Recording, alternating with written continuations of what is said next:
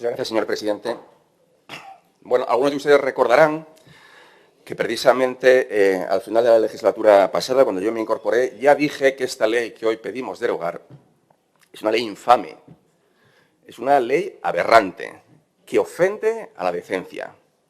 Y es que no es misión de ningún gobierno recuperar ningún tipo de memoria, por muy democrática que ustedes la quieran llamar. La memoria es la remembranza de recuerdos, de sensaciones, de experiencias subjetivas e individuales. No existe, por lo tanto, una memoria colectiva, salvo en la mente de los totalitarios, claro está. Ahí sí, ahí sí. La memoria, por definición, es personal, vital, por lo que difícilmente puede haber memoria de unos acontecimientos que uno no ha vivido. Por lo tanto, memoria solo pueden tener aquellos que fueron testigos de los hechos luctuosos que sucedieron hace casi hoy 100 años y de los cuales ya no queda nadie vivo. Y de lo que procedería a hablar es de historia, pero de historia con mayúsculas, de la búsqueda de la verdad, aunque duela, y no coincida con sus prejuicios ideológicos. Es que la historia debe quedar al margen de la política, debe quedar para los historiadores, para los investigadores, lejos de la contienda partidista. Con esta ley lo que ustedes pretenden es agitar viejos odios y miedos, enfrentar a la sociedad y, sobre todo, deslegitimar al adversario político. Ustedes, los que promueven estas leyes o no apoyen esta iniciativa nuestra, son un peligro para la democracia, un auténtico peligro para la democracia.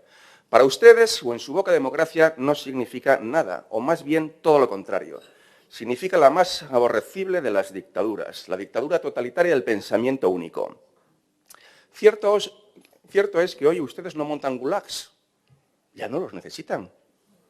Han convertido los colegios en centros de reeducación, en auténticas madrasas. Los hechos traumáticos que sucedieron en Europa en los años 20, 30 y 40 del siglo pasado debilitaron las incipientes democracias liberales, acabaron con el pluralismo político y abrieron paso a una era de violencia y pérdida de libertades. Y lo sucedido en España entre 1931 y 1945 no fue una excepción, sino la nota dominante en una Europa movida por las pasiones ideológicas, la violencia política y la deshumanización del otro. A lo largo de los 5 años de historia de la triste Segunda República, los diferentes gobiernos no fueron capaces de garantizar la paz social, de legislar para todos o de incorporar a la democracia a quienes soñaban con dictaduras del proletariado, revoluciones o gobiernos autoritarios. Es cierto que la represión en la retaguardia en ambos lados, en ambos bandos, se cobró decenas de miles de víctimas y el terror se dirigió contra miembros de asociaciones sociales, políticas, juveniles o religiosas, y también contra miles de españoles que nunca llegaron a empuñar las armas y que fueron asesinados simplemente en razón de su posición social, de sus creencias, de sus afinidades ideológicas o incluso de querellas personales. Y un pasado tan complejo requiere de aproximaciones plurales, desapasionadas. Y lo que es cierto es que nunca ha habido un relato consensuado sobre la Segunda República, la Guerra Civil y el régimen de Franco, ni entre los historiadores ni entre los ciudadanos. Y en una sociedad democrática y pluralista no se puede permitir que desde el poder político se fijen relatos cerrados, simplificadores o maniqueos.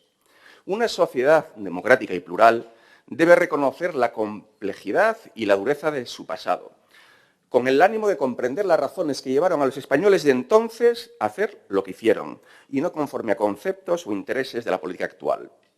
Es la concordia, y no el revisionismo rencoroso, el que debe dar respuesta a los sufrimientos del pasado.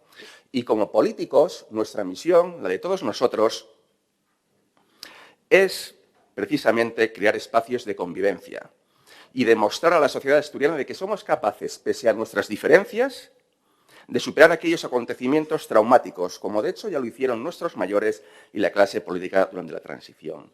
Si ellos lo hicieron, ¿cómo no vamos a poder hacerlo nosotros casi 100 años después? Demos ejemplo. Esta ley no persigue implantar los valores de libertad, respeto y tolerancia que impulsaron la transición, no.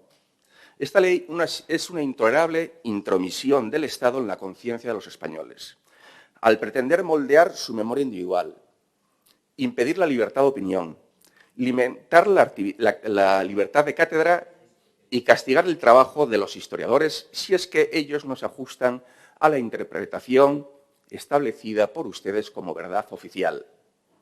Su derogación, la derogación de esta ley, como de hecho ya ha sucedido en Cantabria y en breve, gracias al acuerdo con el Partido Popular, se derogará también en Aragón, es una exigencia moral y democrática que busca la reconciliación y evitar que desde las instituciones y con dinero público se haga política de unos hechos que sucedieron hace casi 100 años.